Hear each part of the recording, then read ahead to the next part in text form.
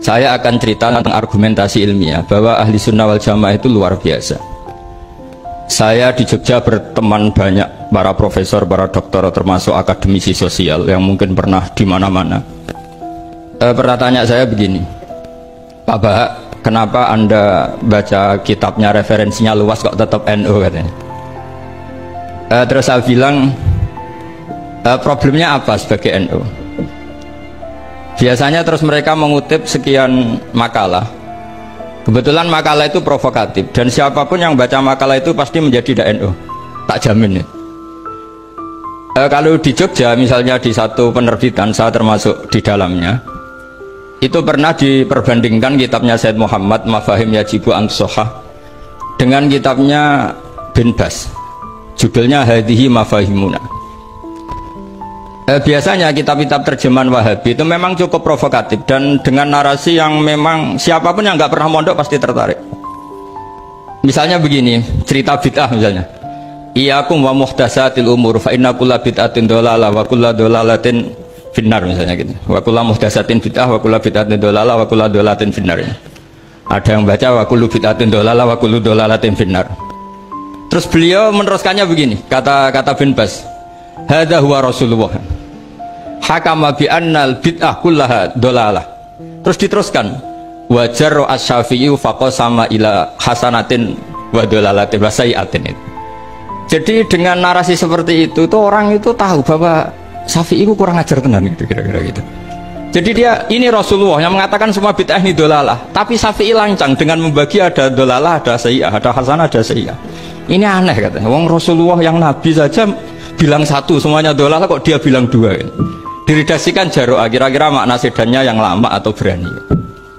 Sehingga orang mesti tanya, kenapa sih tidak ikut Rasulullah saja? Tapi ini satu ilmu, setidaknya ilmu perdebatan, bukan ilmu hakiki, karena kita tidak tahu yang diridhani Allah yang mana.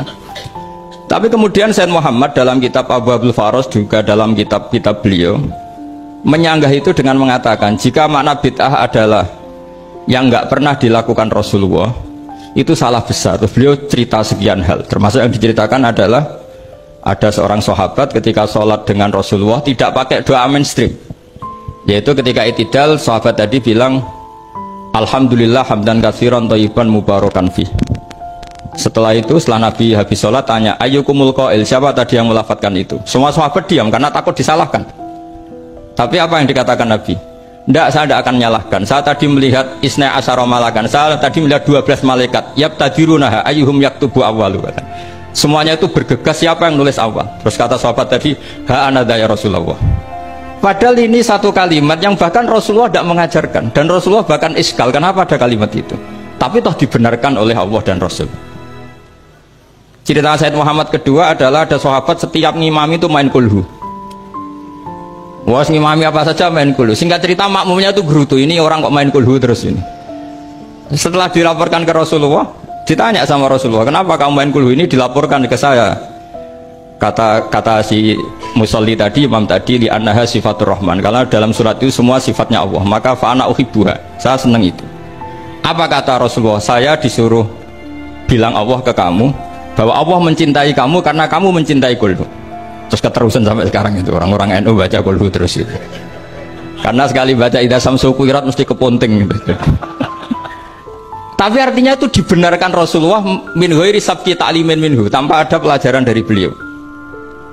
Runtuhlah teori bid'ah bahwa bid'ah adalah semua yang nggak pernah dilakukan Nabi, diajarkan Nabi. Nyatanya beberapa kali Nabi membenarkan sesuatu yang belum pernah diajarkan oleh beliau.